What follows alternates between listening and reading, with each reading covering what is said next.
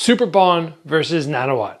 We've got to cover this fight. Fantastic elbow. We're going to break down exactly how he threw it, how you guys can bring this into your arsenal, and an additional element which I think was just so great in terms of defense.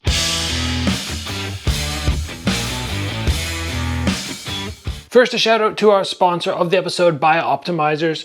Are you frustrated with losing muscle and gaining fat as you get older? It's really not your fault. Your body's enzyme production naturally declines with age, making it harder to break down protein and build muscle. But there's good news. Masszymes from Biooptimizers is the most potent digestive enzyme formula ever. Masszymes supercharges your protein digestion, increasing amino acid absorption by an incredible 1200%. That means you'll get more muscle building nutrition from every meal and experience faster recovery, less soreness, and better workout results. And the best thing is you can try it completely risk-free because they have a 365-day money-back guarantee. Head over to the link below, biooptimizers.com/Gabriel, and use that promo code Gabriel10 to save 10%. Again, biooptimizers.com/Gabriel. So if you missed Superbon versus Nanowatt, you missed an awesome elbow, but I got a couple clips to show you anyway. The interesting part about this elbow was it was so short, it was so concise that when I was watching, I went, what did he land? Did Nanowatt just slip? The placement was great, and that's a big element as well. We don't need, when we throw an elbow, a massive crushing follow through, full power. We can get away with just those sort of things. And that in itself is enough to shift the jaw, destabilize the brain, have it touch against the skull, and you can get that knockdown, and from there get the victory, as Superbon did. What he did though, which I really liked, was he came off the back arm, and instead of slicing upwards, which people often do, they're more going for the slice, he got the extension. He just very simply stretched his elbow as far as he could, and he happened to catch Nanowatt on the jaw while he was mid-hook.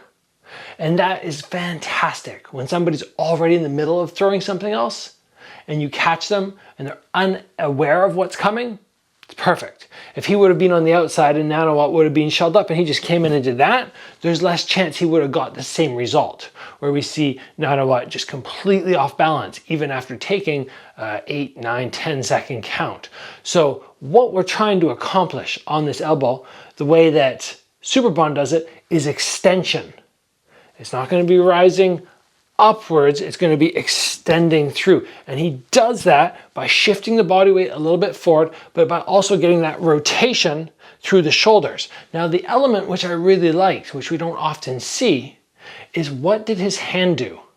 We're so focused on the elbow when people throw, we don't think about the hand. And because that left hook was coming in, as I just mentioned, while he was throwing here, he went, oh, okay, I'm going to be in danger on this side. But it was no big deal because his hand did not leave his head or slide out of position. It stayed right against his temple. And now from there, as he throws that thrusting elbow through, he is in addition protecting himself.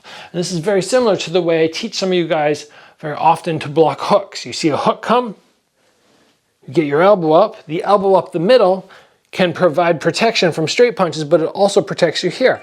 And that motion is very similar to an elbow. That's the attack, and this is the defense. The only big difference being, are you moving forward with intention of hitting somebody, or are you standing here and absorbing the shot and blocking? This is one that you really want to add into your arsenal. Let's talk about a couple great ways to set it up. The way that Superbon did it, he just was here and he just committed forward.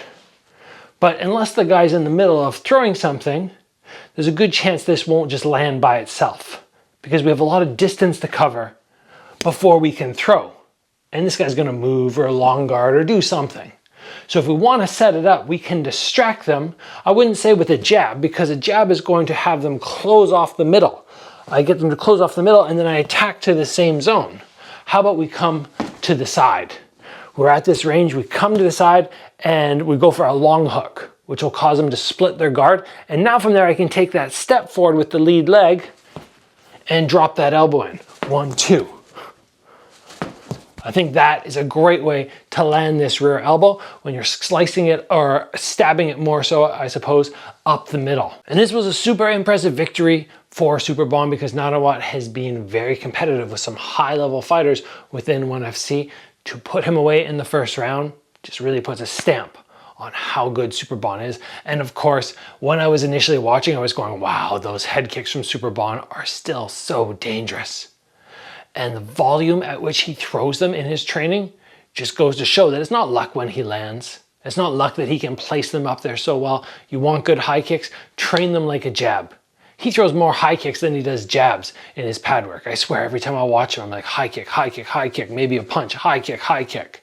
It's just so fantastic. Let's call it there, everybody. Thanks for joining. I'll see you back here soon for another video.